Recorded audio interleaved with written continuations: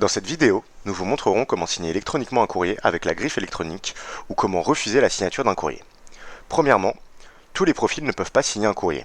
Seuls les chefs de service et la direction de la DRAC sont habilités à signer un courrier et par conséquent disposent d'une bannette Mes courriers à signer. Si votre niveau d'habilitation vous le permet, rendez-vous dans votre bannette Mes courriers à signer et cliquez sur le courrier que vous souhaitez signer. Une fenêtre s'ouvrira où vous pourrez consulter le dernier courrier rédigé et le dernier courrier arrivé s'il s'agit d'une réponse à un courrier arrivé. Les modèles de courrier intégrés dans Marche Courrier sont paramétrés avec un pavé de signature permettant d'y intégrer une griffe électronique.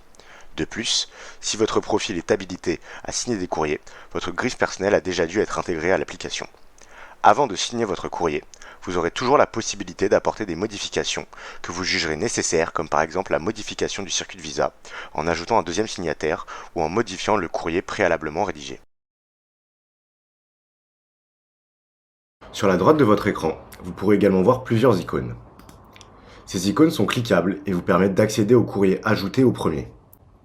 Le rond au-dessus de ces icônes indique que ces courriers sont également signables. Dans le cas présenté à l'écran, le parapheur contient deux courriers à signer. Par exemple, il peut s'agir d'un courrier de transmission à une mairie et d'une réponse à un requérant. Pour signer le courrier, il vous suffit de cliquer dans le carré en bas à gauche du courrier, ce qui ajoutera automatiquement votre griffe au courrier dans l'espace prévu à cet effet.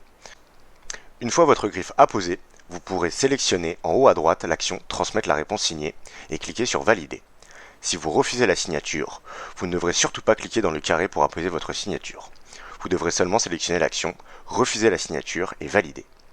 Si vous validez ou refusez la signature, une fenêtre apparaîtra vous permettant d'ajouter une annotation éventuelle.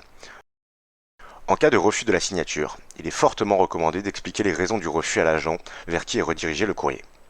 Si la signature est validée, alors le ou les gestionnaires courrier recevront le courrier dans la bannette « Courrier prêt à être envoyé » et le rédacteur du courrier dans sa bannette « Mes courriers signés prêts à être envoyés ».